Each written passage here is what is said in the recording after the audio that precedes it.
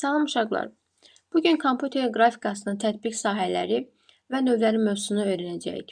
Adından da göründüyü kimi kompüter qrafikası dedikdə, kompüter vasitəsilə şəkillərin, təsvirlərin, cədvəllərin, diaqramların və animasiyaların yaradılması və işlənməsi başa düşülür. Əvvəl rəsmləri əllə, boyalarla, qələmlə çəkirdiksə, indi bu işi kompüter proqramları vasitəsilə rahat və rəngarəng şəkildə edə bilirik. Yəni, kompüter qrafikası bizə şəkil çəkməyi, onu düzəltməyi, necə dəyişdirməyi və təqdim etməyi öyrədir. Kompüter qrafikası nədir? Kompüter qrafikasının əsas məqsədi məlumatları daha aydın, maraqlı və anlaşılır formada təqdim etməkdir. Məsələn, bir mətn oxumaqdansa, həmin məlumatı şəkil və ya diaqram formasında görəndə onu daha tez başa düşürük.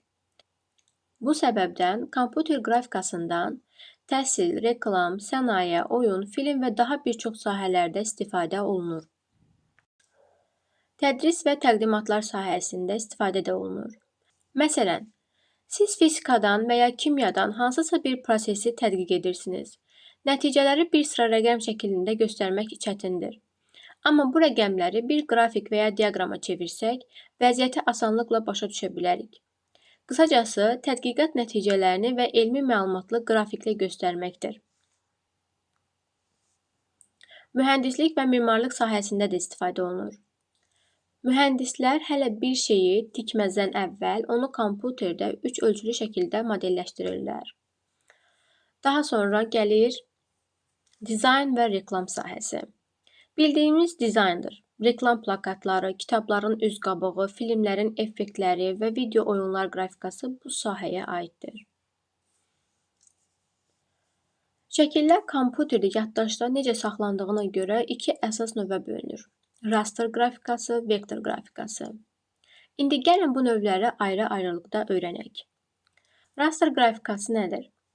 Raster qrafikasında ekranda gördüyümüz hər şəkil minlərlə, bəzən milyonlarla kiçik rəngli nöqtədən yaranır. Məsələn, telefonla çəkdiyimiz bir şəkil və ya internetdən baxdığımız bir foto raster qrafikasına aiddir. Buradakı nöqtələr piksel adlanır. Piksel nədir? Kompüter ekranında gördüyümüz şəkildə piksel ən kiçik nöqtədir. Yəni, biz ekranda bir şəkil görürüksə, o əslində minlərlə xırda rəngli nöqtənin birləşməsindən yaranır. Hər pikselin öz rəngi və parlaqlıq dərəcəsi olur. Məsələn, bir piksel qırmızı, digəri yaşıl, biri mavi ola bilər. Bu üç rəng, red, green, blue, birləşərək minlərlə fərqli rəng yaradır. Kompüter ekranı da məhz bu prinsiplə işləyir. Kompüter bu nöqtələrin hər birinin koordinatını və rəngini yadda saxlayır. Pikselin bəzi xüsusiyyətləri vardır. Onun fiziki ölçüsü yoxdur. Sadəcə rəqəmsal nöqtədir. Hər pikselin rəngi RGB sistemi ilə işləyir. Az öncə dediyim kimi red, green, blue. Yəni bu sistemlə işləyir. Şəklin keyfiyyəti pikselin sıxlığından asılıdır. Raster qrafikasının üstünlükləri və çatışmazlıqları. Raster qrafikasının üstünlükləri ondan ibarətdir ki, həqiqi rəsm və ya foto şəkilləri yüksək keyfiyyətlə və reallığa yaxın şəkildə təsvir etməyə imkan verir raster qrafikası. Bu qrafikada kifayət qədər mürəkkəb və detallı təsvirlər yaratmaq mümkün olur. Çatışmazlıqları da ondan ibarətdir ki, raster qrafikasında şəkilləri böyütdükdə piksellər görünməyə başlayır və şəkil kvadrat görünür. Bu proses piksellərin parçalanmasına səbəb olur və bu zaman şəklin keyfiyyəti itir. Digər bir çatışmazlığı da ondan ibarətdir ki, çoxlu piksel səbəbindən faylın həcmi də böyük olur. Raster faylının uzantıları. BMP fayl uzantısı Windows'un əsas formatıdır. Sıxılmır, ona görə də həcmi çox böyük olur. JPG ən çox istifadə edilən fayl formatıdır. Şəkli sıxaraq həcmini çox kiçildir, ona görə də internetdə ən çox yayılmış formatdır. GIF isə cizgi animasiyaları yaratmaq və şəffaf tonu dəstəkləmək üçün istifadə olunur.